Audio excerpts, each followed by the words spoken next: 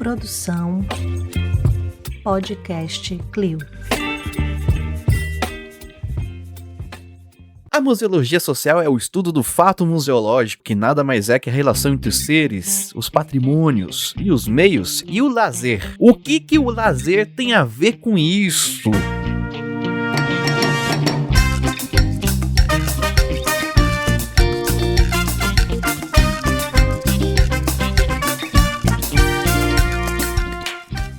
Olá, queridos ouvintes, tudo bem com vocês? Aqui é Gustavo Nalva, começando mais um Museando especial. E quando eu falo que hoje é especial, é mais do que especial, é especialíssimo, porque hoje temos uma convidada, que não é convidada, que já é de casa. E ela tá voltando pra falar de um tema que ela já falou, mas agora com propriedade. Agora eu acabei de entregar que naquela época, não esquece aquela gravação, não vale mais de nada. Agora é essa, quer dizer, aquela gravação vale sim. Agora é valendo.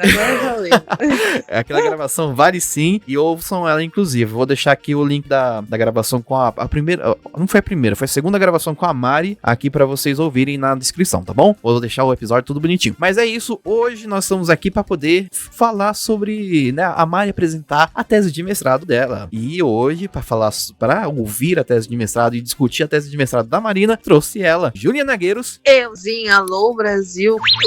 Como vocês estão ansiosos como eu? Eu acho tão chique esse negócio aí de apresentar mestrado. Eu fico assim, muito feliz também, já muito orgulhosa desde já desta nova etapa de nossa amiga mestra futura, que quando sair provavelmente já será a Marina. E eu tô ansiosa pra saber o que ela tem de bom aí pra falar pra nós. Muita coisa boa pra falar, viu? Inclusive sobre lazer é um tema que a gente... Inclusive eu descobri que dentro da turismo se discute muito também. Olha... também faz sentido. Marina vem do turismo, né? Apesar dela negar. E já que eu falei nego. Dela, agora já que eu falei dela... Tá balançando aqui, ó. Olha, Marina Gouveia. Oi, queridos museanders, hello, boas noites, boas tardes, bom dia. Pra você que está ouvindo esse episódio, o que será que eu trouxe aqui dessa vez? O que será que eu trouxe dessa vez? Como o Gu falou, já falei disso aqui pra vocês lá no comecinho do mestrado, que quando eu entrei pra Museando foi o primeiro ano do mestrado. E esse tema eu já estava pesquisando na graduação, né? Na minha faculdade de lazer e turismo, tá bom? Não é turismo, é lazer. Eu Mas sou tem Turismo é turismo e turismo. Não, Tem Eu turismo sou- no nome. não, eu sou bacharel em lazer e turismo. Eu não sou Turismóloga. turismóloga. Eu não sou turismóloga. A lei não deixa. Até a lei tá a meu Olha. favor. Isso. Interessante. Eu sou profissional do lazer, não profissional do turismo. Essa é a questão, né? Quem veio primeiro, o ovo ou a galinha? Podemos?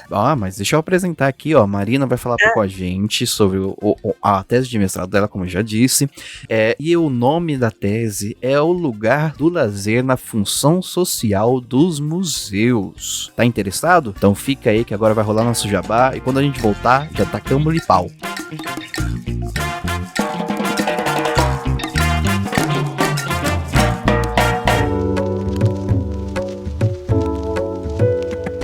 E é Museanders, o episódio já vai começar, mas antes disso, nosso pequeno jabazinho aqui.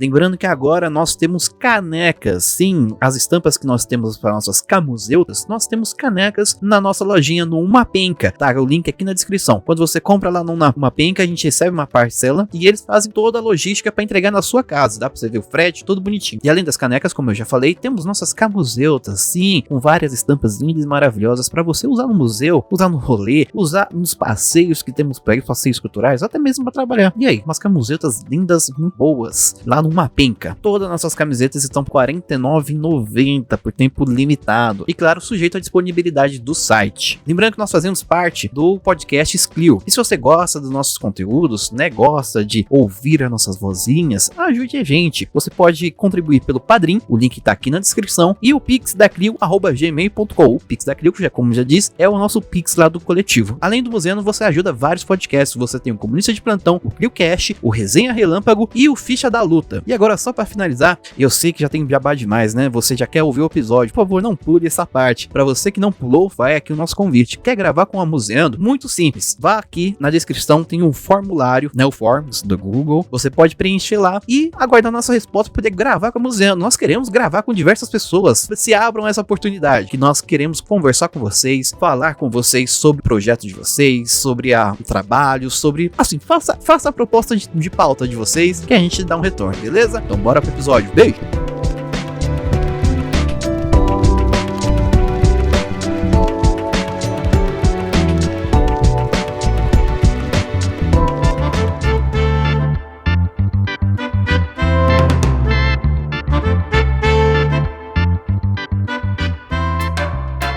Mas é isso, então Mari, estamos aqui pra te ouvir, né, pra ser seu ombro amigo. Diga agora pra gente, qual que é o lugar do lazer nos museus? Perfeito. Obrigado por aceitarem ser as minhas cobaias nesse momento importantíssimo.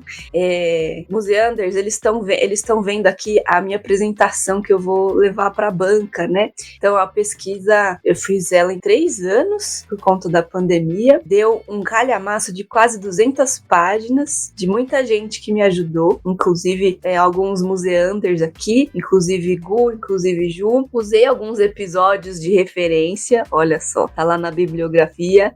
Depois vocês podem conferir o episódio, um dos episódios que a gente gravou com a Marília. Mas enfim. O pessoal acertou de boa, você está presente no episódio. Caralho, que legal. Autocitação. Sim, tem até a BNT pra isso, vocês sabiam? Olha. Pois é. Vai aprender depois. Pois é, vale a pena. Então, bom, qual que é aqui, por onde eu começo apresentando esse negócio, né? O que acontece? Como eu formei na graduação em lazer, e isso não é muito comum nos museus, eu conheço, sei lá, mais um profissional de lazer que trabalha em museu.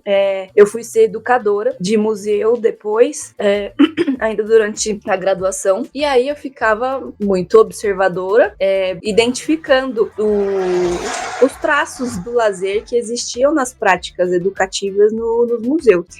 Pensando no seguinte, a maioria das experiências que as pessoas têm nos museus, elas passam pelo educativo, seja na visita, quando você agenda com o grupo ali, então pode ser qualquer tipo de grupo, escolar, não escolar, espontâneo. Então, o educativo está presente ali nos museus de modo geral, seja na visita, seja em algum material distribuído, seja em algum texto, seja em alguma proposta que a pessoa vai lá para experimentar aquela proposta ali do educativo, vivenciar uma experiência, numa programação de fim de semana, numa programação especial, enfim, geralmente o educativo, ele é o setor que lida diretamente com os públicos e fica também responsável pela experiência dessa galera nos museus. E aí eu senti necessidade de falar de lazer no museu, por quê?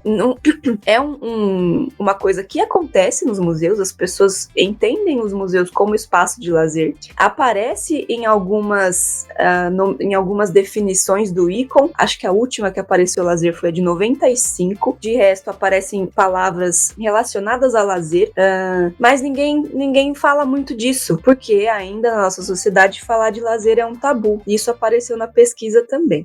E aí eu falei, poxa vida, eu, enquanto profissional do lazer e educadora museal, peguei essa tarefa para mim, para trazer aqui então uma abordagem do lazer, que daqui a pouco eu vou explicar qual que é uma abordagem do lazer que acontece no museu e que não é aquela abordagem que é a mais comum, que a gente conhece, que é de só ser um espaço instagramável para atrair pessoas, atrair público, justificar os investimentos, né, dos patrocinadores com o alcance de público.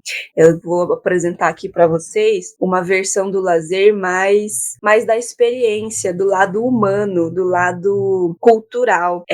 Nós somos seres, a gente inventou o lazer, a gente frui o lazer, a gente alimenta o lazer, porque lazer faz parte da cultura. Lazer é uma manifestação cultural, uma prática cultural e também um fenômeno em si só. E aí, essa pesquisa tem objetivos específicos e os objetivos gerais, né? porque de fato é uma pesquisa acadêmica. Tá tudo bem por aí, Gu e Ju? Tudo certo, inclusive quero reforçar que o educativo é a linha de frente do museu. Exatamente. Sim, independente de ficar justificativa, tudo bonitinho, show. Beleza? Então, o meu principal objetivo com essa pesquisa é identificar como que os educativos refletem sobre lazer e como que eles lidam com o lazer na prática. Se é uma compreensão consciente, se é uma compreensão meio intuitiva sobre lazer, compreensão e prática, né? E como essa relação entre lazer e educação museal, né? Como que essa relação contribui para o fazer valer a função social dos museus, certo? Hoje em dia, a função social do museu, ela tá, principalmente no contexto América Latina, ela tá muito pautada na educação, nas atividades educativas, na educação museal. E aí eu trago, então, elementos para a gente identificar como o lazer está relacionado com esse universo, beleza? E aí, como objetivos específicos, né, são 4 principais, são 4 objetivos específicos, mas 4 pontuados, né? Eu achei interessante perguntar, investigar, né, como que o museu compreende lazer, se compreende lazer, como o educativo compreende lazer e se compreende lazer, como os setores educativos relacionam educação museal e lazer em suas práticas e, de fato, analisar se essa relação que cada educativo analisado faz entre educação museal e lazer contribui para aproximar museus e sociedade, né? Que no fundo quando a gente fala de missão social do museu, tá também dialogando com a relevância dele para aquela comunidade que ele faz parte. Beleza? Tudo certo? Legal, inclusive lembrar que lazer é um direito do ser humano, né? É um direito, exatamente, é um direito humano. Exato. Inclusive tá aqui nesse próximo slide. Ouvintes museanders, eu fiz um slide muito bonito. Fala parabéns pra mim. Não é intuitivo para mim fazer slide. Fiz um slide muito bonito que, como o Gu falou, traz o aspecto do lazer como direito social. Então, é muito importante para essa pesquisa contextualizar o lazer como todas essas coisas aqui que estão dispostas num ciclo, né? São setinhas que ligam um ao outro, assim, vários aspectos, né? Então, o lazer, para essa pesquisa, ele é integrado, faz parte de uma compreensão de cultura, como o fenômeno cultural, né? No qual a gente é produtor e a gente produz e frui e alimenta e retroalimenta a cultura. O lazer também faz parte disso. Lazer também como componente de um processo de educação emancipatória, como direito social e como experiência produzida e vivenciada socialmente. O que eu quero dizer com isso? Quando a gente fala de lazer, é muito simplificar demais pensar que lazer existe só em momentos determinados para que ele aconteça. Então, só quando você vai ao cinema, só quando você vai, sei lá, conscientemente praticar algo que vai te trazer ali uma satisfação, vai ser considerado um momento de lazer, tá? Enfim, só resumidamente, com o efeito aí de globalização, a nossa vida nessa cidade, como os autores chamam, né, de sociedade, como é? Esqueci a expressão que eles usam, pós-urbana, mas ele é uma adaptação dessa expressão, né? Tem uma questão da pós-modernidade, a modernidade líquida, toda aquela brisa de sociedades pós-industriais, pós-urbano-industriais, é uma coisa assim, é um nome comprido. Então, a gente tem momentos que são conectados uns nos outros. Então, ao mesmo tempo que você pode estar no trajeto para o seu trabalho, agora você tem um Netflix na mão, você está assistindo um filme ali. Então, isso vai aparecer também nas pesquisas que mais tarde vou mostrar aqui para vocês os resultados dela. Fiz entrevista com uma galera e isso apareceu nas entrevistas, tá? Então a gente não pode descartar a ideia de que lazer faz parte do nosso cotidiano. Ele não está preso a um momento específico. Ele pode aparecer em muitos momentos e misturado com outras dimensões da vida. E aí essa linda frase que está aqui no slide, eu que escrevi. Então eu vou ler, porque eu preciso ler lá para a banca, né? Já vou treinar a leitura aqui. Então, é muito importante para essa pesquisa abordar o lazer como um fenômeno que integra a criação e a fruição da cultura e, como tal, pode mobilizar processos educativos de pertencimento e de transformação. Quando a gente fala de pertencimento em museu, tem a ver com identidade, reconhecimento e por aí vai. Quando a gente fala de transformação, tem a ver com transformação coletiva e individual. Por esse motivo, assimilar aos museus seu potencial educativo e emancipatório, em oposição à prática do lazer alienante da indústria do entretenimento, que prioriza somente os números de visitação, em vez de preocupar-se com as experiências singulares e transformadoras dos visitantes, pode ser um caminho potente rumo ao cumprimento da função social desses museus. Então, aqui, essa abordagem de lazer, ela é em oposição ao que se chama de abordagem funcionalista do lazer, que é essa abordagem que promove uma alienação, que põe o lazer em oposição às dinâmicas do cotidiano.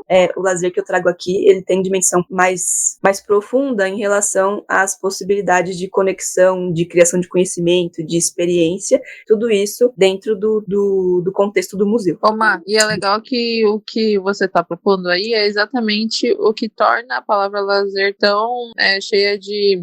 na verdade, dentro da museologia, pelo menos o que eu vejo quando a gente fala sobre lazer, é exatamente esse caráter alienante. Tipo assim, as pessoas pensam no lazer como algo que não necessita... tipo assim, nesse caráter alienante, nesse caráter de uma lógica capitalista, etc. Por isso que as pessoas têm tanta ojeriza, né, a esse tema, a essa palavra. Então você tá vindo quebrar isso, garota, você é muito revolucionária. Tô tentando. É real essa visão funcionalista, essa daí que a maioria das pessoas tem. E, assim, essa visão funcionalista, ela tem que ser considerada na equação de como as pessoas veem o lazer. Porque, de fato, a gente vive numa sociedade que é isso. Você acorda, trabalha, dorme, acorda, trabalha, dorme. Pra comer, você precisa trabalhar, e pra ficar vivo, você precisa comer, ou seja, pra ficar vivo, você precisa trabalhar. Então, compreender o lazer dessa forma alienante é uma consequência da dinâmica social, sabe? Eu não tô aqui dizendo, sou contrária e não sei o quê, não. Mas minha tarefa aqui é evidenciar a potência do lazer enquanto outra coisa, enquanto uma compreensão ampla e complexa desse fenômeno lazer, né? Ele também é apropriado pelo capital, ele também é vendido, né? Mas quando a gente identifica esses traços que tem relação com processos de construção de conhecimento, que tem relação com processos de emancipação pela educação para e pelo lazer, que é o assunto que os teóricos do lazer tratam, que dão esse nome para isso, eu acho que falar disso em museu tem muito sentido, sabe? Porque é até uma hipocrisia o museu ser considerado um espaço de lazer e recriminar o lazer. Denúncia! Acontece muito, tipo, as pessoas falam que museu não é um lugar de questionamento, é um lugar de não sei o quê, e meio que toma como segundo plano, né, essa questão do lazer. E o lazer pode ser um lugar de questionamento também. Vou chegar nessa parte. Você acha que o lazer é uma coisa gostosinha? É só suquinho de morango, de murucujá? Não. Achou errado. Mas é um tópico muito interessante. Vai aparecer isso em breve. Só para seguir a linha de raciocínio aqui, estou mostrando ainda como que o lazer contribui. Então, tento evidenciar o lazer como um componente da função social do museu. Para que a função social desse museu aconteça, ele precisa das pessoas. Como que as pessoas se identificam com esses espaços, sabe? Elas precisam, enfim, conviver, estar nesses espaços, se reconhecer e se apropriar desses espaços. Não adianta nada ter um monte de museu com que as pessoas não se identificam ali, não se refletem, não se veem representadas e por aí vai. Então, quando a gente fala de museu, de lazer, a gente está falando, no contexto dos museus, né? A gente está falando disso tudo, de reconhecimento, apropriação do espaço pelas populações, né? Conviver nesse espaço, aprender nesse espaço, construir pensamento crítico, aprender a pensar criticamente, E falando de tudo isso, a gente está falando de um processo quase de inclusão. O lazer aproxima as pessoas dos museus. E mesmo que, enfim, não seja uma prática evidenciada nas instituições, acontece. Não dá para fugir. A visita mais cabeçuda, o processo de aprendizado mais tradicional possível no museu, tem alguém que tá lá e tá gostando. Tem alguém que tá lá e tá interessado, entendeu? A gente não controla essas coisas. É quase uma prepotência dizer que é só um processo educativo, é só um processo de formação. Não, o lazer tem uma camada de construção de conhecimento e aprendizado que a gente precisa olhar para ela, precisa evidenciar ela, principalmente no contexto dos museus, para que a gente tenha mais clareza. A gente não, né? Para que as instituições tenham mais clareza do que se trata se aproximar dos públicos, entendeu? Ter pessoas ali dentro do museu. E como é que as pessoas chegam? Pela programação, que legal. Como que elas se mantêm interessadas no museu com mais programação? Mas é só isso? É que tipo de relação que essas instituições querem com os seus públicos, sabe? O meu sonho é quando uma visita ao museu virar uma tão comum quanto uma visita ao shopping, sabe? É nesse nível, entende? E o shopping, quando a gente tá na faculdade, ele é o exemplo máximo de lazer alienante, que você vai lá, impulsionado a comprar, a ver, né? Isso de maneira muito geral. Então, quando eu trago aqui que a nova museologia, ela vai impulsionar, então, que os museus se reflitam sobre como eles querem estar na sociedade, como eles querem ser úteis e relevantes para a sociedade, eu boto o lazer nessa equação, e através das práticas e reflexões da educação museal, certo? Então, a minha tarefa como educadora e como profissional do lazer, né, bacharel em lazer, é trazer a relação entre esses dois universos, porque ela existe, ela só não é estudada, né? Mentira, se eu falar que ela não é estudada, eu vou estar sendo muito metida. Tem uma galera que estuda isso, sim.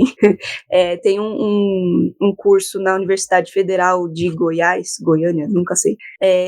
Tem um curso lá de estudos do lazer e tem a ver com educação física, fisioterapia e não sei o quê.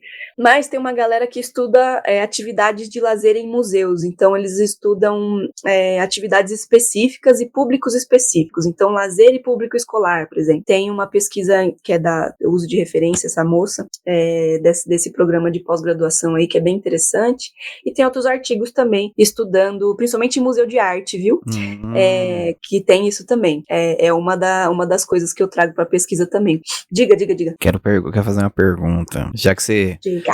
Que assim, vocês sabem que eu tenho na minha cabeça de que daqui a uns anos, se não já, nós estaremos discutindo o tombamento de shoppings, né? Você comentou sobre o shopping. E o shopping, a minha relação com eles, assim, que eu vejo, é que por ser um local receptivo à visitação, a receber pessoas, acaba que as pessoas vão lá não só para consumir, mas também para marcar trabalho, fazer reunião. Eu já cansei de fazer reunião em shopping. Você acha que o museu, ele se abriria mais a essa função social e também a prestar o lazer para as pessoas, se ele se abrisse para ocupar a ocupação, não só para visita, mas também abrir espaço para que as pessoas pudessem circular e ficar por ali, fazer suas atividades por ali? Eu acho que sim, Gu. Eu acho que seria muito interessante, mas aí é um buraco mais embaixo, porque aí a gente vai entrar numa questão de museu, é centro cultural, entende? Porque isso que você está dizendo acontece em centro cultural, aqui, pelo menos aqui em São Paulo, é bem comum, né? São espaços que se pressupõe que as pessoas vão lá para tomar um café, para fazer uma reunião, não sei o que lá. Dentro de um museu, pode ter um espaço desse? Pode. Tem. Você conhece algum que tem? Pois é. E eu não. Então, mas pode ser uma ideia muito interessante, sim. E não só nesse sentido de ir lá para fazer uma reunião de trabalho, mas ir lá para conviver naquele espaço, né? E aí, quando se trata de convívio, se trata de várias atividades, além de curtir a programação que esse museu faz durante X dias, e além de visitar a exposição, né? Porque você vai lá, olha a exposição, geralmente em pé, senta em alguns momentos, é contemplativo na maioria das vezes, se não está mediado ali por uma questão do educativo, alguma proposta, depois você vai embora, e você só volta quando a programação mudar. Então, pode ser, assim, eu acho que pensar lazer nos museus, você pode ir para vários lugares, pode criar um cowork dentro do museu, pode fazer, sei lá, fazer várias coisas. Cowork não, pelo amor de Deus, não aguento. Vamos relaxar. Pegar a taça de Danone da gente, pegar nosso cachorrinho e bora relaxar. Pode ser também, pode ser. Mas enfim, a questão é, o lazer é uma forma, né, compreender o lazer é uma forma de trazer para dentro da instituição, ao mesmo tempo que pôr a instituição para fora, né, a relevância que ela tem ali para aquele espaço, para aquela cidade, para aquela galera que tá ali, sabe? Fazer reunião da prefeitura no museu, por exemplo, sabe? Coisa do tipo. Enfim, tá andando polêmicas. Se o museu quer ser de fato um espaço relevante na sociedade, ele tem que estar imerso nessa lógica, né? O que a cidade precisa? A cidade precisa que o museu entregue cesta básica? A cidade precisa que o museu faça o quê? Outro exemplo, não sei. Seja o posto de vacinação. Posto de vacinação? Pode ser, entendeu? Então, a gente... Desculpa, você pulou... Em complexidades tipo essa. Não é que você pulou outro slide, você vai ler aquela frase ou não? Eu pulei, mas é porque era um slide de conclusão dessa parte. Eu vou ler então, eu vou ler. Não, se você quiser. Eu acho bonito. Vê se faz sentido ter esse slide aqui. Trouxe mais um trecho aqui do trabalho e o trecho diz o seguinte: trazer a relação entre o lazer e a educação museal à superfície pode promover maior aproximação entre museus e comunidade, fazendo valer a sua função social. É sob a potência dessa relação que se criam os laços entre as instituições, as referências culturais e os públicos. O papel social dos museus se dá através da educação e, abre aspas, sob a ótica educativa, o museu deve, como uma de suas principais funções, permitir a esse indivíduo tornar-se sujeito de sua aprendizagem. É uma frase da professora Marta Marandini. Fecha aspas. Então, esse parágrafo, esse trechinho, resume o que a gente estava discutindo um pouco antes, né? Aí o próximo, posso seguir? O próximo slide, eu coloquei fotinhos de eu sendo educadora na Pinacoteca, que é o que eu mais tenho foto. E elas podem ser usadas porque não aparece a cara das pessoas, tá bom? Ouvintes. Só aparece a minha cara. Então eu trouxe aqui dois slides para contemplar ainda a primeira parte do trabalho, dizendo como a educação museal é trabalhada aqui, né? Como a gente está falando de uma apresentação acadêmica, tem que também trazer a construção do conceito de educação museal. Muito embora não exista um conceito de educação museal, veja bem. É um campo que está em construção constante. A gente foi lá para o EMUSE para colaborar nessa construção. Eu e Ju participamos das redes de educação, de educadores museais aí, Ju na Bahia, eu aqui em São Paulo. Eu também, tá? O Gu também, perfeito, é verdade. Então a gente colabora a todo momento para a construção do campo, para a construção prática do campo e para a construção teórica. Mas, de uma forma geral, há um consenso de que a educação museal trabalha com a base do diálogo e referenciando, né, relacionando, melhor dizendo, as experiências das pessoas com as referências patrimoniais que os museus guardam ali, né? E aí, através disso, se possibilita diversos tipos de experiência de aprendizado nesses espaços, né? Eu trouxe aqui um trechinho da PNEM, que é a Política Nacional de Educação Museal, que está em revisão atualmente, ela é de 2018, mas a gente começou lá no EMUSE vários GTs de revisão desse caderno da PNEM. Eu acho muito importante a gente trazer essa definição que a PNEM tem sobre educação museal, e ela coloca a educação museal como uma junção de teoria e prática que estão em constante e permanente diálogo com o museu e com a sociedade. Então ela não é uma coisa estática. Como é que você vai botar um conceito num negócio que muda, que um negócio que é fluido, que é abrangente, que é riquíssimo por isso, que contempla processos diversos? É um desafio de fato. Mas enfim, e aí o nosso queridíssimo Maurício Silva, ele que é o dono dessa frase aqui, já gravou podcast com a gente, ele traz em 3 linhas, assim, muito objetivamente, o coração da área da educação museal, né? Que é criar encontros significativos entre pessoas, acervos, pesquisas e distintos repertórios com foco na formação crítica do pensamento. Eu acho que essa frase, ela resume bem, assim, toda essa complexidade da educação museal e traz para o lado humano. O educador é um ser, precisa ser sensível ao outro, que está ali aos outros, para criar esse encontro significativo ali no museu. E é esse encontro significativo que vai fazer a cola entre aquela pessoa, aquele museu, aquele acervo, aquele educador, e transformar aquele espaço museológico, em um espaço importante para aquela pessoa. Muitas vezes a gente lida com pessoas que nunca foram aos museus. Inclusive, essa foto que está aqui, lá na Pinacoteca, eu atendia grupos de idosos. E tinha gente com 70 e tralala ano que nunca tinha pisado no museu. Eu me senti extremamente honrada de receber essas pessoas e fazia uma questão de que essa experiência, a primeira experiência deles no museu, fosse uma experiência interessante, construtiva, positiva, provocativa, além de tudo, para que ela quisesse voltar e trazer outras pessoas para o museu.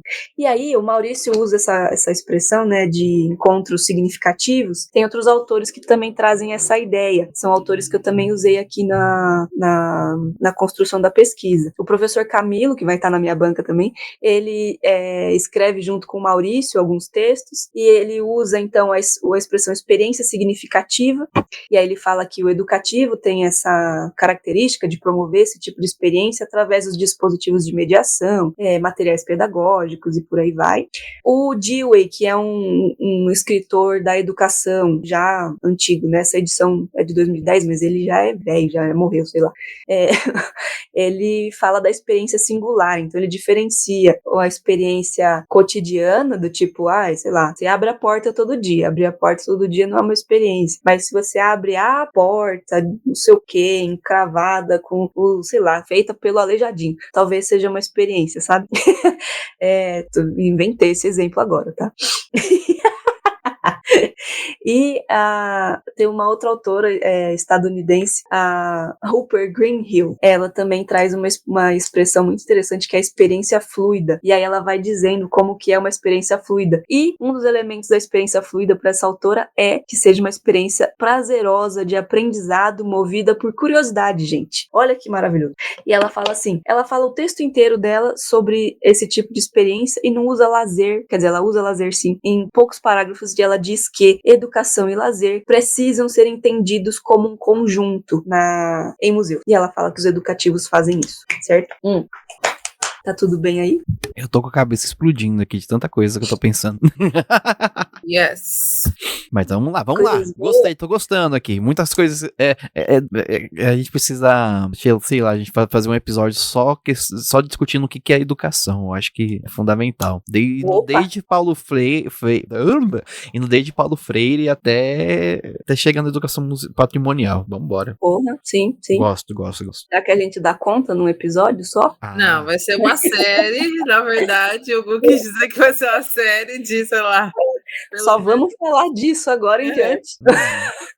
A gente vai até sortear livro do Paulo Freire, vamos dar um jeito. Bell Hooks também. Bell Hooks. Alô, Catavento. É mais da hora. Alô, Catavento, financia nós.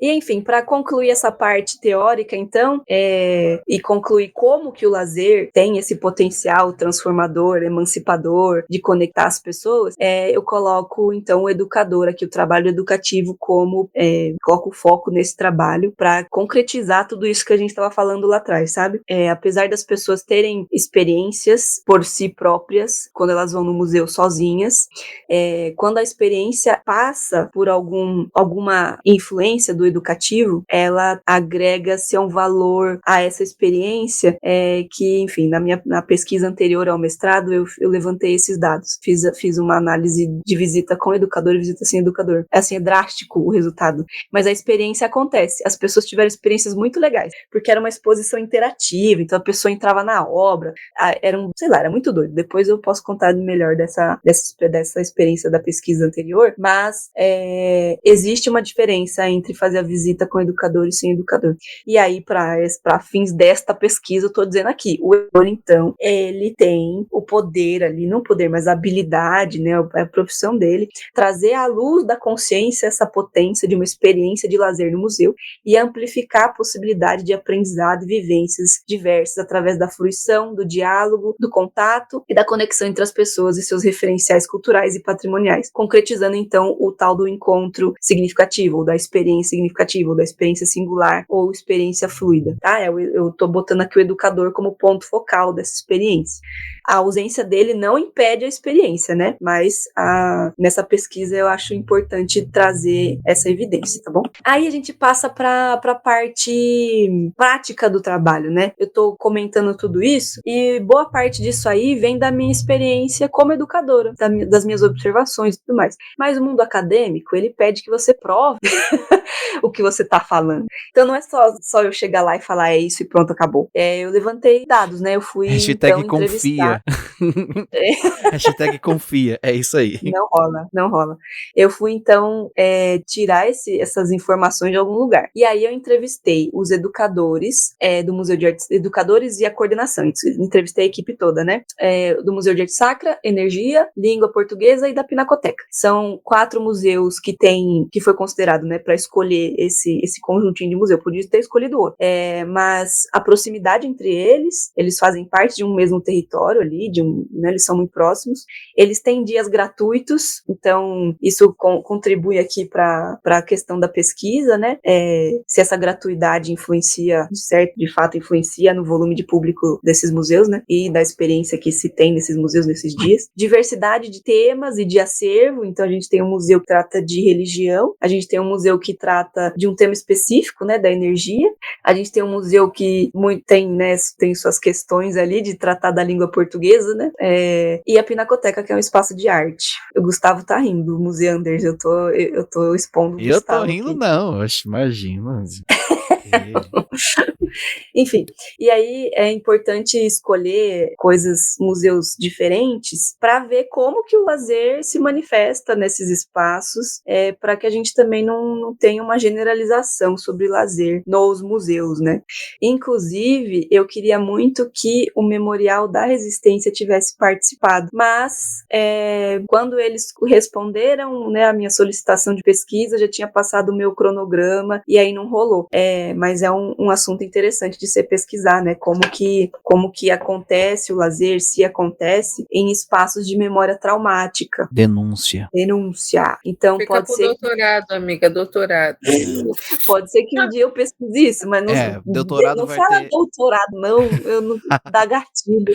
Não chama coisa Não, vai ter doutorado sim, aí você chama o pessoal do Espaço Memória Carandiru, você chama o pessoal do CPDOC não, do Núcleo de Memória, tem lá que vão fazer museu lá do ICOD, e o pessoal do Museu da Resistência aí, ó. Exato, e o pessoal do Museu Judaico também. Memória. Enfim, é interessante, sabe? É interessante, porque, de novo, o lazer não é só coisa bonita, tem manifestação de lazer que a galera curte ver filme de guerra. E aí, é um assunto até psicológico, né, pra ser discutido, assim. Qual é a brisa dessas pessoas que gostam de assuntos sensíveis, de assuntos tristes, né?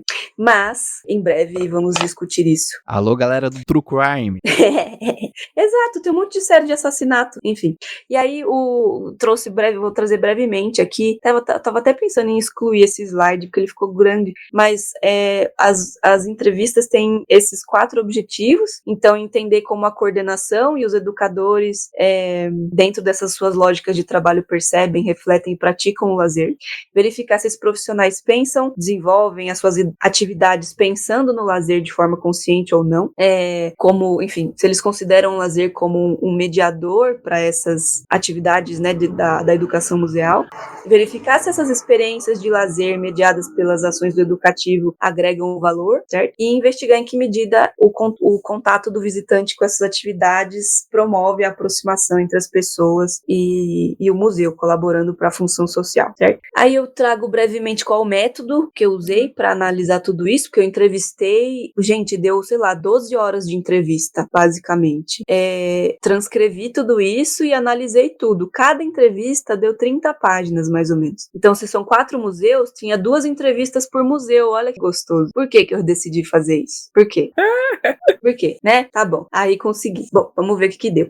Aí esse método, ele é muito interessante. É um método da Laurence Bardin, e chama-se análise de conteúdo. E aí é um método para identificar informações, extrair resumidamente informações de entrevistas faladas, né, não coisinhas de múltipla escolha. Então tem esses 3 momentos principais, que é o momento de triar esse conteúdo, então fazer um mapeamento das informações que tem ali, agrupar essas informações em subgrupos e depois resumir esses subgrupos, tipo, resumir o resumo. E aí abstrair disso a essência do agrupamento de informações, certo? Fez sentido? Expliquei bem? Então tá bom.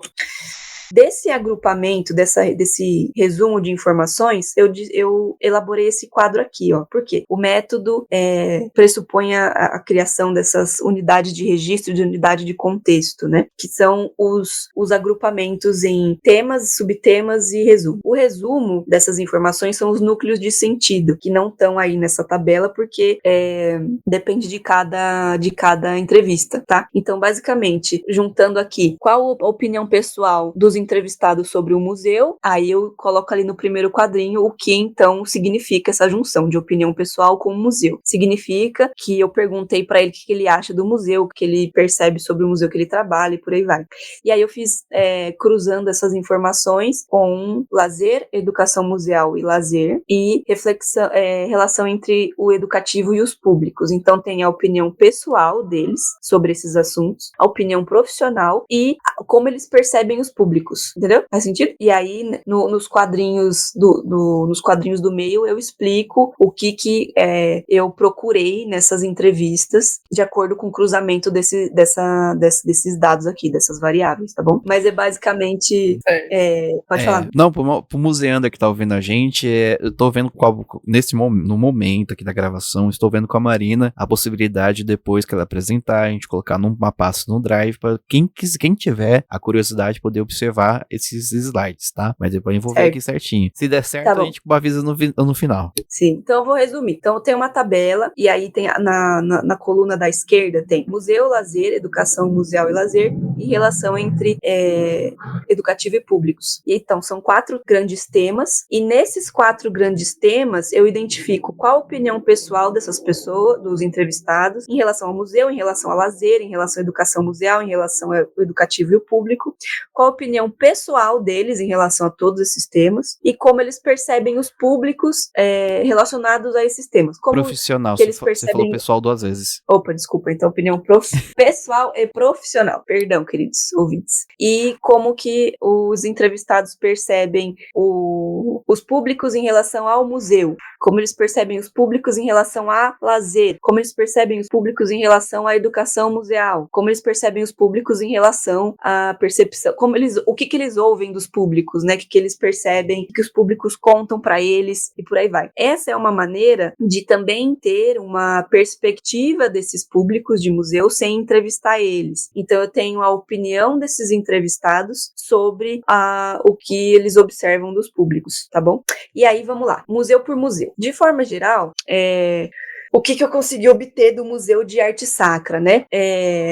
Então, esse primeiro slide é um slide geralzão do museu e depois o segundo slide é um slide voltado mais para as questões do educativo. Então, tem que ser considerado tudo isso sobre o Museu de Arte Sacra. Ó. É uma instituição que tem um caráter mais conservador nas suas escolhas, então a exposição, ela prioriza a contemplação do acervo, dos objetos, e nem tanto a experiência outra do visitante. A única experiência que se tem ali é a de contemplação do museu. É uma exposição bem tradicional mesmo. É uma escolha que reflete, né, uma escolha um pouco mais conservadora. Nos documentos de gestão da instituição, o lazer não é mencionado, mas eles colocam ali que tem um compromisso com a educação. Enfim, o termo mais próximo de lazer que se tem ali é educação. Aliás, ficou claro para vocês que falar de lazer, cultura e educação nessa pesquisa é a mesma coisa? Para mim, sim. Ah, então tá bom. Porque eu não falei isso, né? Não verbalizei, mas é isso que eu queria dizer.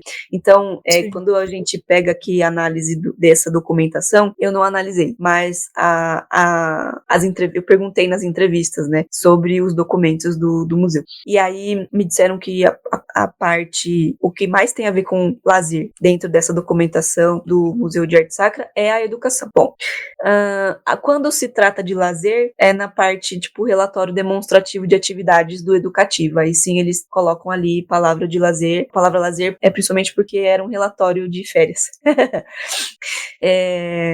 Mais uma vez o lazer relacionado ao descanso. Exatamente, só na época de férias que pode ter lazer. Olha aí, denúncia.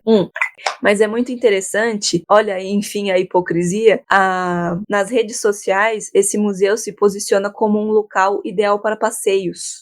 Então, assim, ele não fala de lazer na documentação, não reflete muito institucionalmente sobre lazer, tem uma postura meio conservadora ali na exposição, mas coloca ali que o claustro do prédio é um lugar legal para passear, para contemplação, para ficar ali tranquilo. O jardim é instagramável. É instagramável. A arquitetura do prédio é considerada também parte da experiência de contemplação, porque é um prédio colonial, onde estavam as freiras e não sei o que, nananã.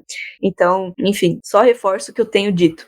Embora a instituição seja conservadora em suas escolhas, o passeio, a contemplação, a educação estão ali, permeiam todas esse posicionamento institucional. E isso pode ser vinculado ao lazer, mesmo que de maneira não evidenciada, mesmo que intuitivamente, inconscientemente.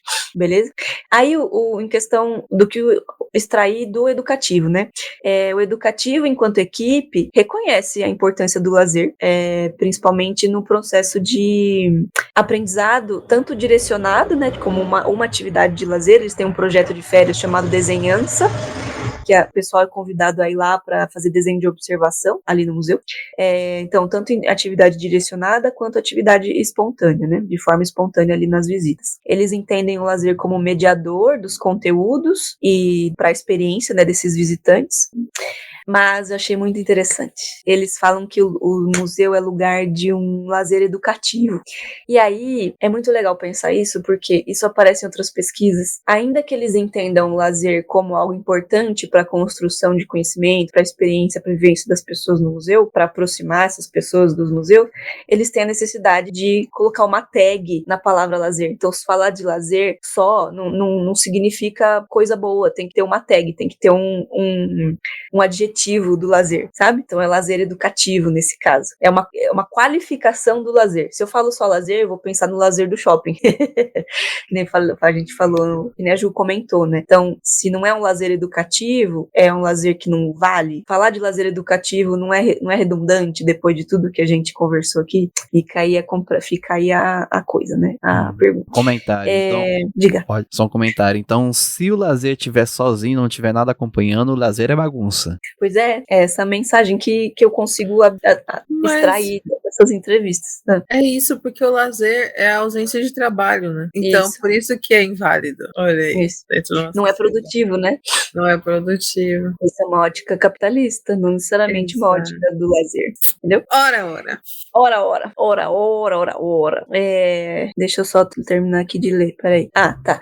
Então, retomando, ainda de maneira geral, os educadores entendem que é importante adequar a linguagem para falar com determinados tipos de público, e eles buscam sempre romper barreiras através do acolhimento, do afeto. Faz parte do trabalho do educador ser essa pessoa ser esse profissional que faz a ponte no sentido de teia, conexões vários momentos, a todo momento, em vários sentidos, entre instituição e público, certo? E esse acolhimento de visita, esse acolhimento de o visitante chega e é bem recebido pelo educador, tem uma função muito especial e desconstrói diversas barreiras, do tipo, em outras entrevistas, apareceu que são os educadores que informam para as pessoas que o museu é gratuito, por exemplo, que o museu é de interesse público e pode ser visitado por qualquer um. Não precisa vir junto com a escola, não precisa esperar alguma instituição te trazer. Você pode entrar quando você quiser, certo? Dentro da programação do museu, obviamente, né? Não invadam os museus. Enfim, aqui no Museu da Energia. Gente, Museu da Energia, corações para o Museu da Energia. É um museu que levanta muitas questões por estar ali naquela situação de vulnerabilidade, né, naquela região conhecida como Cracolândia. Isso influencia em que tipo de público vai a esse museu. E é muito interessante porque, de forma geral, essa instituição se mostra acolhedora ao território. Aqui a gente começa a falar de demanda de território. Então as crianças do território brincam lá nesse museu.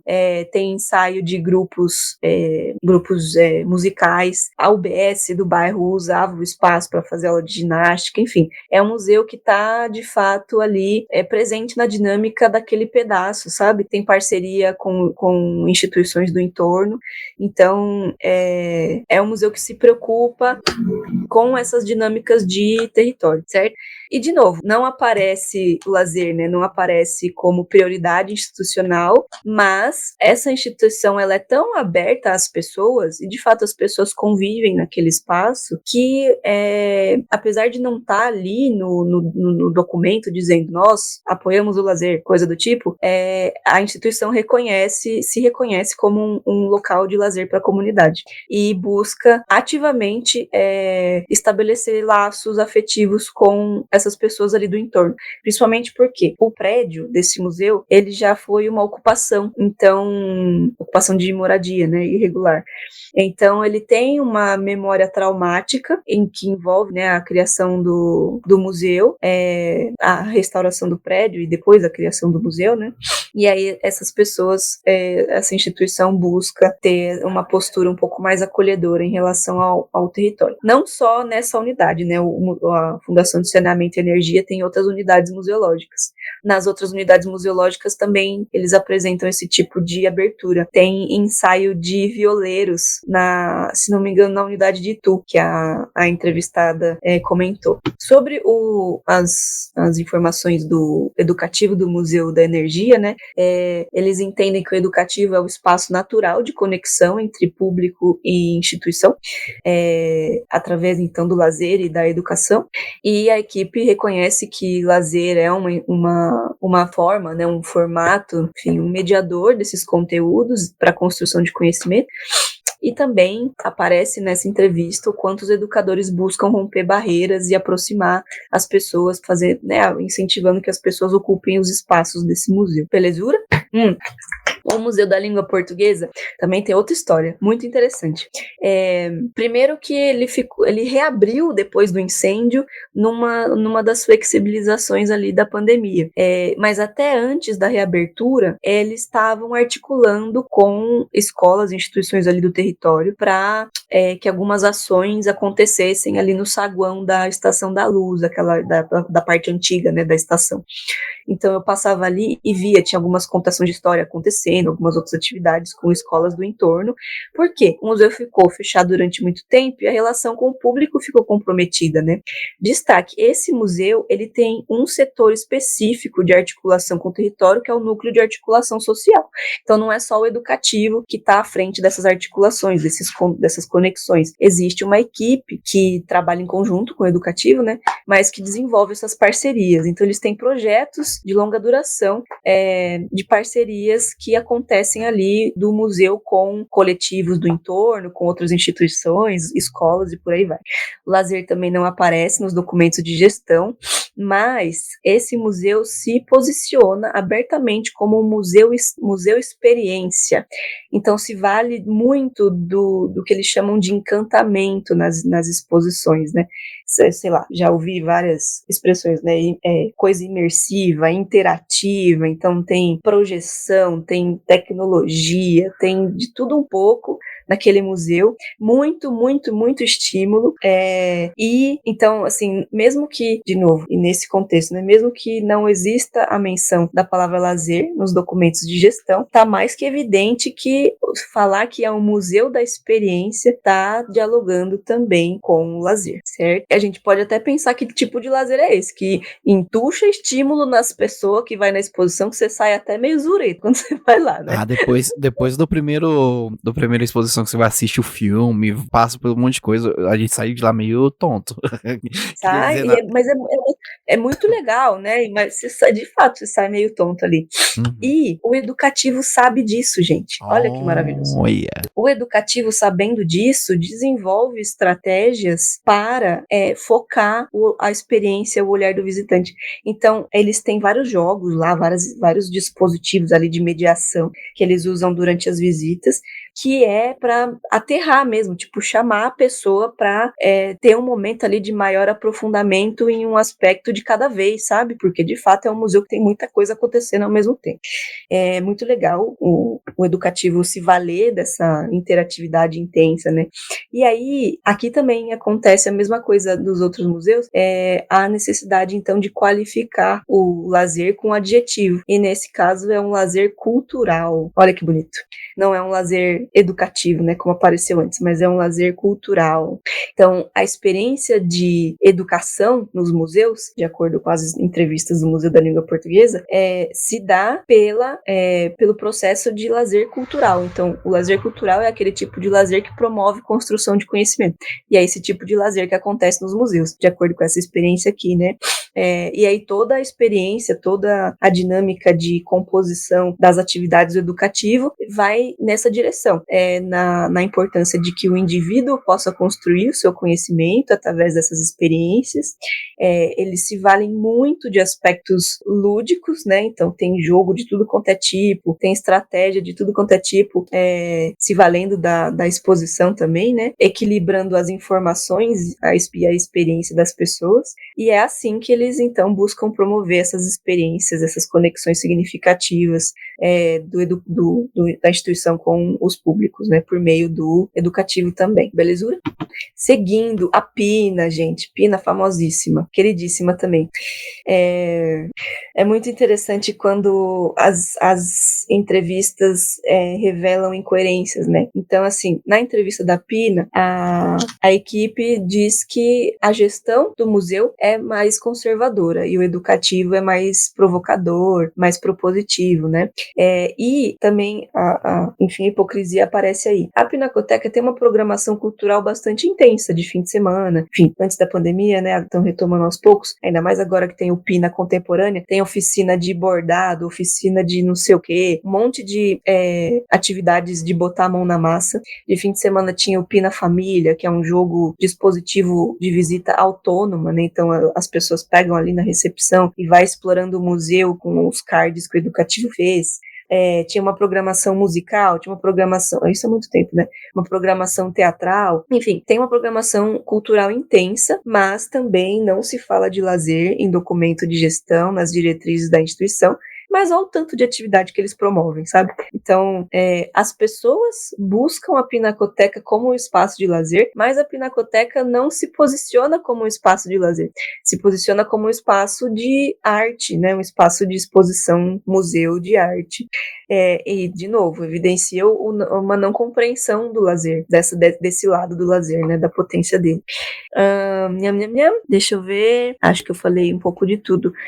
E aqui que aparece embora o Memorial da Resistência não tenha participado, uma das equipes do educativo da Pinacoteca levantou a bola de como que a gente trata de racismo, homofobia, temas sensíveis assim, com uma abordagem de lazer. E foi muito interessante essa entrevista, porque de fato a visão das pessoas, a visão comum das pessoas é do lazer do alienante, né, do lazer da indústria e tudo, e por aí vai. Como é que você vai falar de racismo dando risada, se divertindo, né? Essa era a principal questão. Aí eu fui investigando com eles e, pasmem, eles desenvolveram um jogo com os símbolos adinkras para falar justamente de pertencimento, de identidade, de não sei o que, nananã. Que coisa mais lúdica que um jogo? É um jogo, assim, não necessariamente que vai promover risos, mas é um jogo que promove reflexão, aprendizado, construção coletiva e tá dentro de uma lógica de lazer, entende? Então, esse exemplo em específico pode ser até deixar um gostinho de quero mais para que outras pessoas ou eu mesma pesquise sobre isso, sabe? Porque estratégias de mediação para tratar de temas sensíveis, se a gente fala dessa maneira, ok, compreensível. Agora, se a gente fala estratégica de, enfim, o lúdico, né, como mediação, e lúdico enquanto componente de lazer, enquanto mediador de assuntos sensíveis, aí a gente já fica com o nariz torcido, né? E aí que entra o episódio lá da Maria Marília, que eu perguntei para ela por que tiraram dessa nova definição de museu, tinha lá a palavra em inglês, como é que é? Enjoyment. Não, em inglês é enjoyment. E na tradução para o português virou fruição. E enjoyment pode ser deleite, prazeroso e por aí vai. E aí, vocês lembram? Ela fala que pode ser até desrespeitoso falar de prazer, falar de diversão em locais que tratam dessas memórias que Museu não do são tão Holocausto. legais. Exato, não são tão legais de lembrar, né? Então é uma polêmica mesmo. Acho que é uma polêmica e não dá para disfarçar, mas dá para analisar. Certo? Então, de maneira geral, a equipe do educativo da Pina entende o lazer como mediador de processo educativo também. Também se valem de várias estratégias de mediação lúdicas, de jogo, contação de histórias, pegando a arte, né, como um processo de aprendizado em si, é uma forma de manifestar, né, o lazer como um mediador desses processos de aprendizado. Eles, então, deixa eu ver, acho que eu falei tudo já. E aqui também aparece, em todos os museus aparece que os educadores trabalham nessa chave de romper essas barreiras e aproximar as pessoas do museu, né? E aqui aparece uma coisa tão bonita. Lá na Pina eles fazem pesquisas de avaliação das atividades deles, né? E aí tem algumas atividades que são de longa duração, então o mesmo grupo volta para a Pinacoteca várias vezes para eles fazerem coisas diferentes, né? Junto dos educadores. E aí eles fazem a avaliação dessas atividades continuadas e uma das conclusões que eles chegaram é que não é o acervo, não é a exposição que fica gravada na mente das pessoas, são os educadores. Olha que lindo, né? Então não tem como dizer que o educador não faz esse elo entre público e instituição. E uma das estratégias, um dos elementos da mediação de que se vale o educador é o lazer, são as estratégias estratégicas do lúdico, do aprender pela curiosidade. Isso aparece muito. Só quero acrescentar a sua fala, Mari. É uma coisa que a gente lembra muito quando a gente fala de escola, né? A gente não lembra direito das coisas que a gente aprende na escola, da matéria que a gente vê, mas a gente lembra muito do professor e muito da ação que ele faz para que a gente lembre dele, né? Muito da mediação Exato. que ele faz da matéria com o nosso próprio aprendizado. Não querendo colocar o educador e o professor no mesmo patamar, porque, não sei, tipo, não querendo comparar os dois, mas eu acho que ia ser é algo parecido. Também. Oi? Do local da educação dentro dos museus, dos educadores e pessoas educadoras, mediadores, enfim. Mas faz todo esse sentido que às vezes a gente lembra mais da ponte mesmo, né? E é isso. Museu não é sobre objeto, é sobre pessoa, véio. É simples. É isso. Mas o que se observa muito é que o educativo compreende isso, que museu é sobre pessoa, mas a gestão do museu muitas vezes não. A gestão do museu está ali preocupada com o objeto. E tem que estar também, entendeu? Uma coisa não exclui a outra, sabe? Mas uma das conclusões aqui, já que a gente está chegando para o final da apresentação, é isso, que a gestão da instituição muitas vezes não compreende a importância de fato das ações educativas. Não que ache desinteressante uma ação educativa, mas desconhece mesmo, não tá ali no dia a dia para conhecer de fato o impacto dessa ação, sabe? Analisa mais relatório do que vivencia essa experiência, né? E aí isso gera um conflito aí de compreensão da função das instituições, certo? Então, de maneira geral, sobre como que cada temática, né, de museu influencia na relação de lazer ali, é muito interessante. O Museu da Língua e o Museu da Energia são muito, assim, de maneira geral, todos eles recebem muito público escolar, acho que é um cenário dos museus aqui do Brasil, o público escolar é maioria, né? Mas nesse recorte aqui, o que mais recebe escola é o Museu da Energia e o Museu da Língua, porque são temas que têm aderência direta à base nacional curricular, né? Você falou, Ju? Não, pensei que tem com a base de currículo da escola, tipo, tem, Isso, tipo assim, com a escola, né? Com coisas que os professores de alguma forma vão dar em sala. Isso. A Pinacoteca, ela atrai públicos diversos, porque se preocupa em trazer exposições diferentes, né? Ainda que seja do universo artístico, mas abordagens diferentes, artistas diferentes, e aí os educadores percebem o quanto isso influencia no público que cada tipo de exposição atrai, né? E o Museu de Arte Sacra tem, né, o apelo mais religioso, arquitetônico e histórico. Então é muito interessante, eles relatam que os visitantes às vezes nem sabem que existe um museu e vai lá pra missa, vai lá pegar a pílula lá do Frei Galvão e não sei o quê. E aí depois vai conhecer o museu. Mas o museu vira uma extensão da experiência religiosa. Eu achei muito interessante isso, muito interessante. Dentro do turismo tem, né, a galera que fala de turismo religioso e leva as veinhas lá pra Aparecida do Norte. É meio que nessa reflexão mesmo. Achei muito interessante nesse aspecto, essa potência do Museu de Arte Sacra é muito legal, de ver esse museu como uma extensão da religiosidade, sabe? Qual é a diferença de um acervo museológico e de uma peça sacra, de uma peça, entende? É muito, enfim, dá pano pra manga também, que se alguém quiser ir falar, se alguém já pesquisa isso, bora conversar, que é bem interessante. Tá, então em relação à interpretação do lazer, tanto na sociedade, né, quanto nos museus, a gente tem que o lazer é um tabu, o lazer é compreendido sob essa ótica funcionalista, que a gente chama, alienante, então instagramável, só traz público para que as pessoas para que os patrocinadores vejam que o museu tá cheio, e separa lazer de educação e cultura. Nessa pesquisa a gente tentou, eu tentei construir ali uma narrativa para evidenciar que uma coisa não se separa da outra. É uma visão reducionista, tentar separar lazer de educação e de cultura, né? Enfim, não dá. E aí, por conta disso, dessa abordagem, né, que eu tento trazer do lazer, não seria necessário, então, trazer adjetivos à experiência de lazer no museu. Então, educativo, lazer qualificado, lazer cultural, lazer qualquer coisa, sabe? É de fato interessante classificar o lazer, seja lá como for. Sobre os educativos, lazer e educativo, né? Todo esse pano de fundo, educação, museu e lazer. Conclusões. Ao longo das entrevistas, os educadores conseguiram refletir sobre o lazer, o que me mostra que lazer não é discutido entre os educadores. Então, nem mesmo os educadores de museu compreendem de fato o lazer, apesar de lidarem com o lazer cotidianamente, certo? Então, já aponta aí um desconhecimento dos educadores, em relação ao lazer. Já há esse tabu social, há um desconhecimento também interno. Alguns educadores não conhecem. Era mais comum as coordenadoras refletirem sobre lazer. Foi bem comum, inclusive. Todas as coordenadoras sabiam falar sobre lazer, enquanto os educadores ficavam mais pensando, se questionando, construindo raciocínio ao longo da entrevista. Tanto que, às vezes, a opinião deles mudava de uma parte para outra da entrevista, porque eles iam pensando, construindo raciocínio, e depois pensava, não, o que eu pensava antes, penso diferente agora. É muito interessante. É metamorfose ambulante, Mari. Exatamente. Eu achei muito legal. Foi uma pesquisa que, ao mesmo tempo que tem uma riqueza, né, desse material que é fluido, as respostas não são congeladas, né? Então, se eu fizer a mesma pergunta daqui, 2 meses, eles não vão responder a mesma coisa.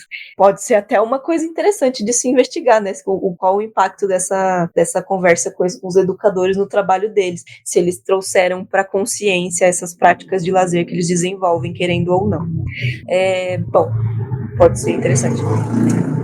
Alguns alegaram que trabalhavam, né, atividades de lazer de forma consciente, outros de forma intuitiva, como consequência da atividade ali mesmo. Mas, de maneira geral, eles relacionam o lazer com processos de educação não formal, de aprendizados com base na curiosidade, nas experiências ali de descoberta e por aí vai. Então, todos eles contribuem, né, para a desconstrução de estigmas que sacralizam os museus e tentam aproximar as pessoas desses espaços. E aí, ao fim das entrevistas, eles então concluíram, e foi uma conclusão coletiva, assim, ainda que separada, que a influência do lazer contribui para as relações de reconhecimento e pertencimento dos públicos no museu, através das atividades educativas, certo? Que envolve acolhimento, que envolve pensamento crítico, envolve diálogo, envolve tudo isso. E aí, concluo aqui com um grande e maravilhoso texto que diz o seguinte: o educador museal tem as habilidades que podem chamar o visitante para o aqui e agora, além de desenhar contornos que promovam uma experiência que fique marcada na memória e no corpo dessas pessoas. o educador tem a capacidade de compartilhar o estar no mundo e, quando isso acontece, é possível vivenciar uma visita dialógica, construtiva, divertida, impactante. Essa experiência marca a memória do visitante e pode ser um divisor de águas na criação do vínculo entre o museu e os públicos. Através dele, as pessoas passam a compreender o museu como parte integrante da sociedade, como agente da garantia de direitos e como espaço acolhedor e de lazer. Portanto, fica claro que o lazer desempenha um papel significativo no cumprimento da função social dos museus, ao possibilitar um espaço de aprendizado, descoberta, além de promover maior integração entre a instituição e a sociedade. A compreensão do lazer como um componente relevante na experiência museal pode levar os gestores a repensar suas estratégias de programação, tornando os museus mais acessíveis para diversos públicos e mais atuantes na comunidade. Bom, acabei. Senti uma alfinetada. Parabéns, É sobre. Gostei Muito muito. bom. É sobre isso.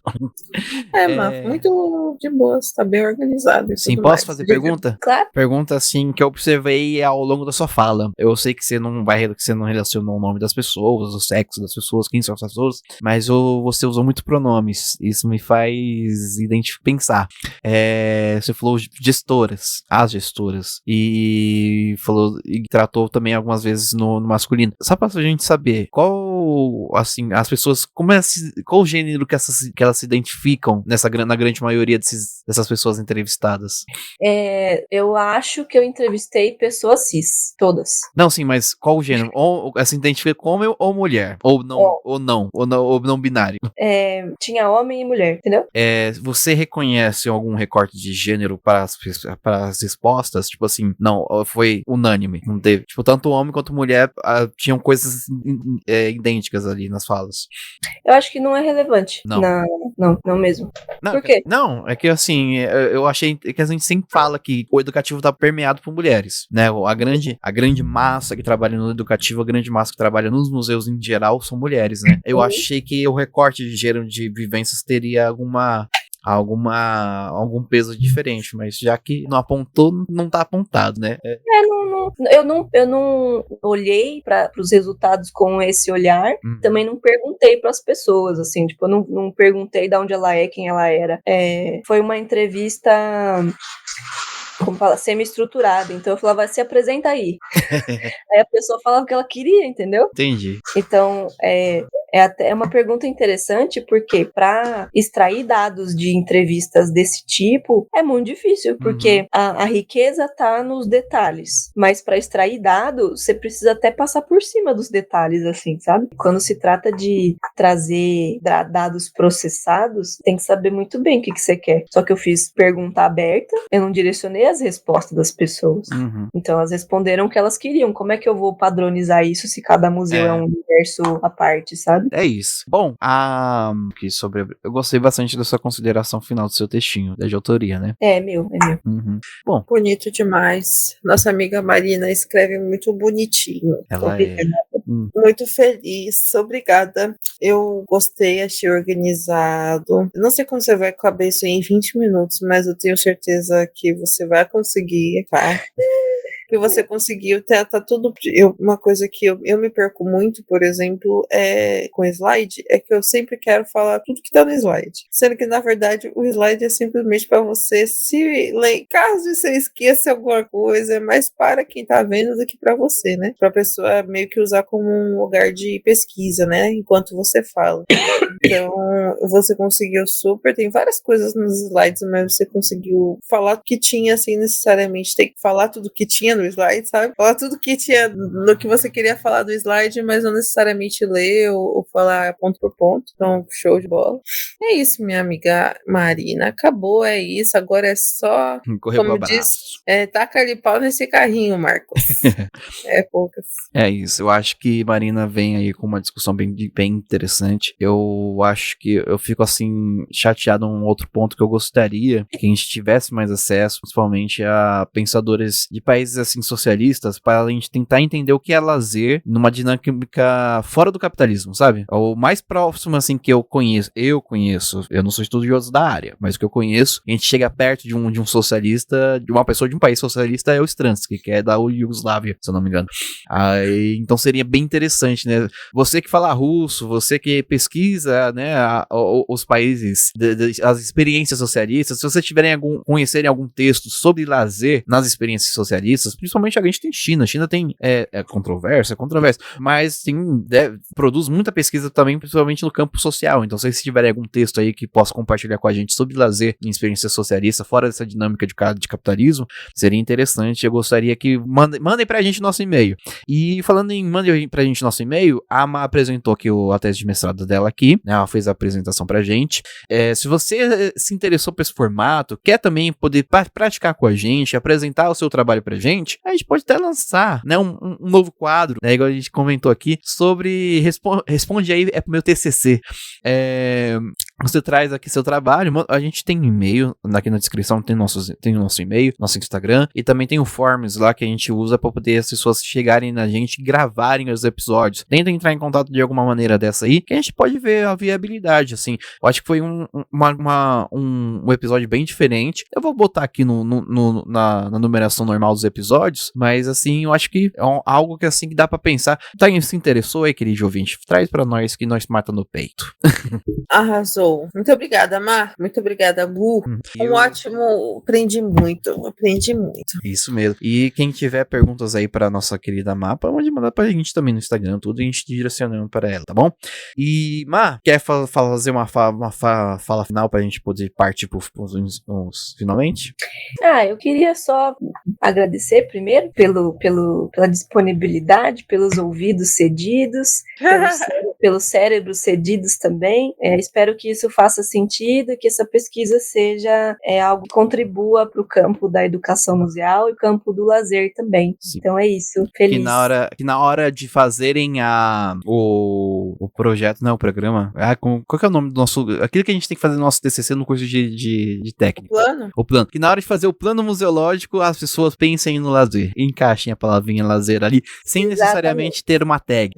Coloquem na missão, coloquem na missão também, porque aí a partir daí todo o plano museológico vai ser imbuído de lazer. E eu gosto, como que esse tema do seu mestrado, ele junta as suas duas formações, enquanto técnica, enquanto graduada, e como traz uma quebra de algo que é estigmatizado desde sempre, né? Assim, e desde sempre não, está cada vez mais estigmatizado a questão do deleite, do prazer, etc. E como traz uma outra possível visão, e eu acho que é o primeiro que eu vejo falando, tipo assim, é o primeiro contato que eu tenho sobre isso, né, nesse olhar. Então eu me sinto muito, muito feliz e contemplada e orgulhosa de ter Marina na nossa equipe Museando, Clio. Olha aí, inclusive, Ju, você viu que ela comentou, que ela usou a palavrinha mágica, potência, no meio da apresentação. Eu até abri os olhos assim, olhei pra Ju, falei,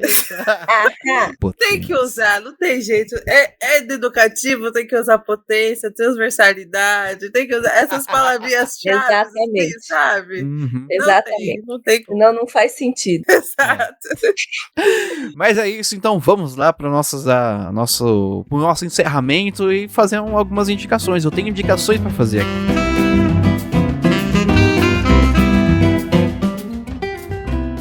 Como alguns sabem aqui, apesar de Marina recusar até agora a área do turismo, não me reconheço, não me representa. Faço curso de turismo, de guia de turismo, eu realmente quero no fundinho do meu coração pensar uma nova dinâmica de turismo, principalmente trabalhando em educação patrimonial. Veremos o que vai surgir disso.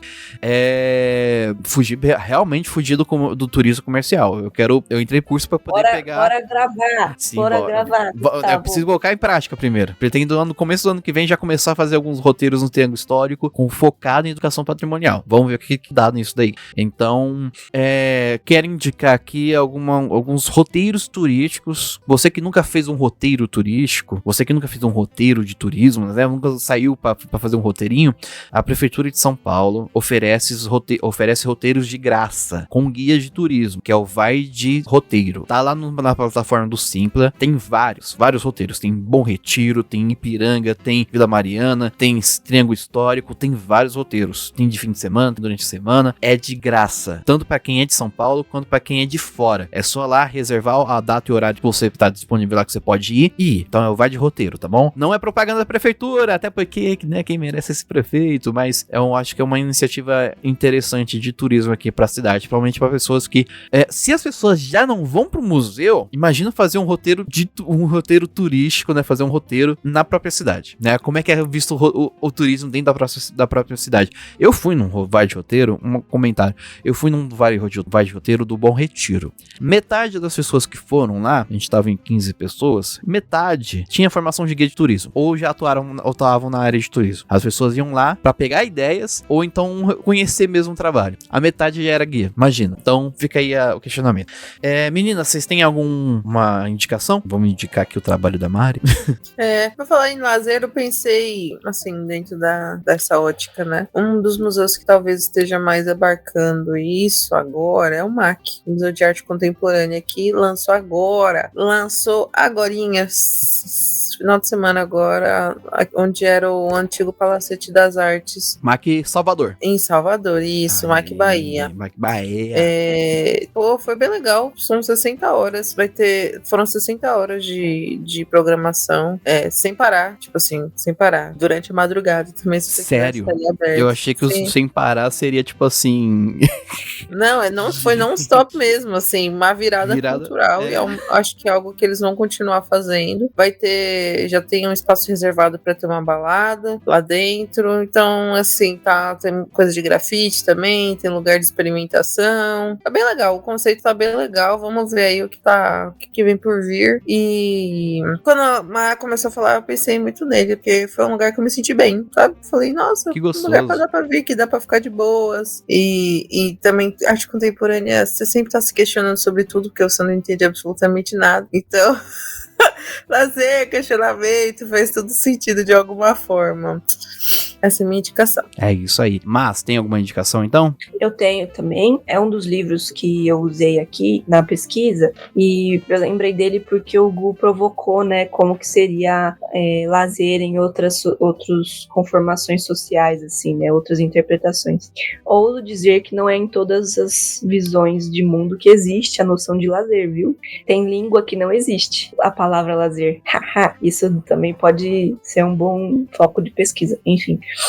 Eu queria indicar o livro chamado Horizontes Latino-Americanos do Lazer, que é da professora Cristiane Lucy Gomes e do professor Rodrigo Elizalde. Tem PDF de grátis na internet, assim que a gente gosta, né? E é um PDFão, assim, então tem vários outros escritores, né? É uma compilação de textos que pode ser interessante para compreender o lazer às vezes inserido na ótica capitalista, mas numa crítica, né?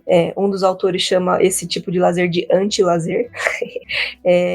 Enfim, dá para discutir bastante de lazer dentro de uma ótica, outras abordagens, né? Coloca o lazer em perspectiva, é bem interessante.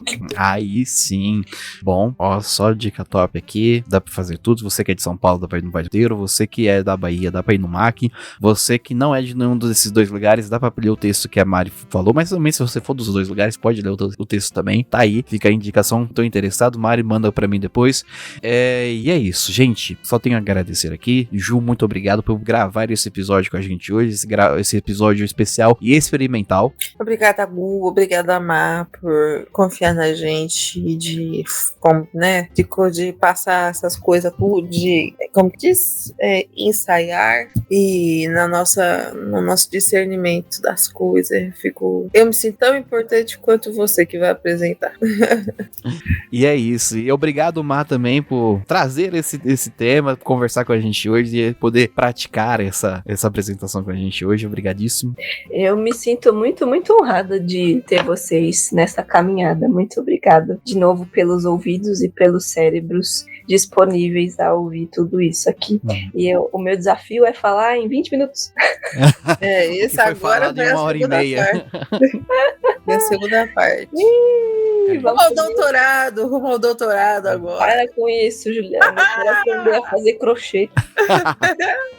Mas é isso, então muito obrigado, querido museando, obrigado por ouvir esse episódio aqui, obrigado por acompanhar a gente, obrigado por tudo, né? Queria dizer aqui que estou muito emocionado, porque a gente tá passando por uma fase de ciclo aqui, que eu vou até comentar com as meninas depois que acabar essa gravação, e a gente também vai fazer um post sobre a nossa última experiência que a gente teve aí, dentro da área museológica, dentro da área de comunicação, e eu só queria dizer que eu sou muito grato a todas as entidades divinas por ter essas duas mulheres na minha vida, são essenciais, são incríveis, eu não seria nada sem elas, e é isso, gente, muito obrigado a vocês, um beijo, e o museu e o lazer seguem vivos. Tchau, tchau.